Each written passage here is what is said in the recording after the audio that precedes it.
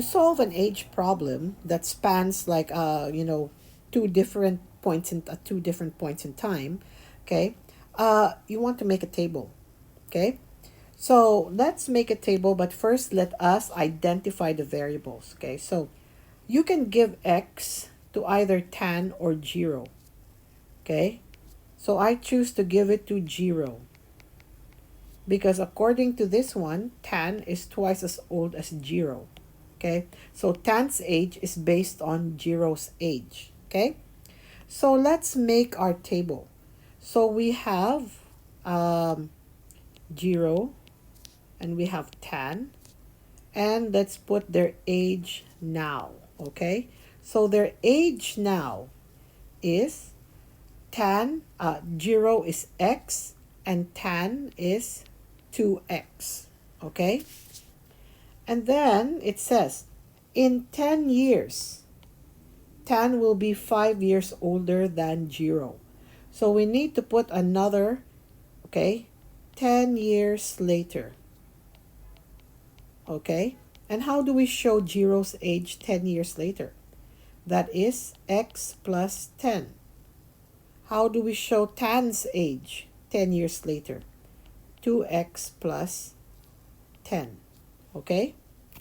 So, and then afterwards it says something also, okay? In 10 years, Tan will be 5 years older than Jiro. So Tan will be 5 years older than Jiro. So who do we add the 5 years to? Tan or Jiro? Okay? So if Tan is older than Jiro, then that means I have to add the 5 years to Jiro so that their ages will be equal. Okay? So we can calculate their age now by using their age 10 years later. Okay?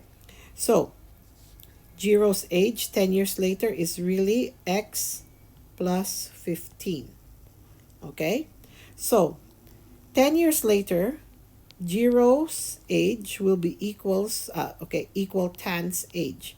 And what's Jiro's age? X plus 15. What's Tan's age? 2X plus 10. Okay? So, how do I do this? Minus x, 15 is equal to x plus 10. Minus 10, x is equal to 5.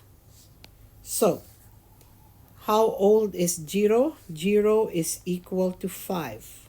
Now, how old is Tan? Tan is 2 times 5. He is 10 years old. Okay?